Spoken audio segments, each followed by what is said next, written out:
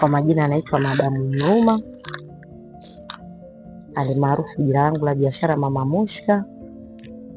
Niko mwaka wa 8 sasa hivi kwenye biashara hii katika eneo hili la Chuo cha Sanaa na Utamaduni Tasuba, nikiwa ninatoa huduma ya chakula, ushauri na pia kuwalea watoto wangu wa Chuo cha Sanaa na Utamaduni Tasuba, wa kike na wa kiume.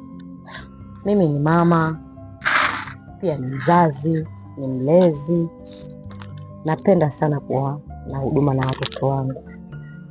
Kwenye biashara pia nina mambo mengi kwenye biashara ambayo nayapitia. Kuna changamoto mbalimbali. Wakati mwingine mtoto anakuja hajala, mzazi hajamtumia pesa, hana pesa, anakulilia mama nisaidie. Nikiwa kama mzazi lazima nimsaidie. Wakati mwingine mtoto anakuja anaumwa, kijana anakuambia ninaumwa lakini sina dawa. Unapambana, unamsindikiza hospitali, anakwenda anapata huduma wilayani. Na kwa sababu wengine tumeitiwa hiyo huduma, ni lazima tufanye hiyo huduma. Tukija kwenye biashara, kiuhalisia biashara ina changamoto sana. Changamoto zake zikoje? Mtu anaweza akala akaondoka na pesa. Mwanafunzi akala akakudanganya, mama nitakuletea pesa kesho, anaondoka akuletei pesa. Mwingine anakula, ukienda ukimdai pesa analeta maneno makali, anakujibu vibaya, anaondoka, anakuwa hathamini kile kitu unachokifanya wewe. Lakini mimi ninachotaka kuambia watu ni kwamba kwenye biashara changamoto ni nyingi.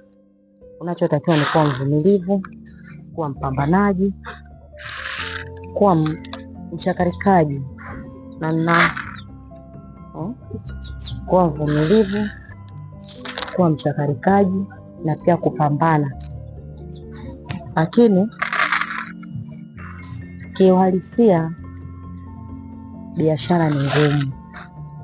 Lakini pia kuna jambo linaitwa Januari. Mara nyingi sana kwenye biashara hii ya chuo, Januari ni biashara inakuwa ngumu sana, kwa sababu watoto wengi wanakuwa hawana pesa, kwa sababu wazazi wao wanakuwa wapo kwa ajili ya kuwapeleka wenzao mashule mbalimbali, ila nakwenda nao hivyo hivyo watoto wangu, sababu ni watoto wangu. Sasa wakati mwingine unakuta unafanya biashara ya chakula, unamhudumia mwanafunzi, anapita mtu mwingine wa barabarani, mteja anakuuliza chakula ni shilingi ngapi, unamtajia bei 2000, 1500. Chakula gani? Ubwabwa na ugali. Mimi nina buku.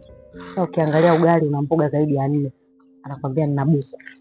Unaanza kujiuliza, nimewekea mboga gani? Hapo sasa ukiangalia leka pembeni anakula ugali 1500.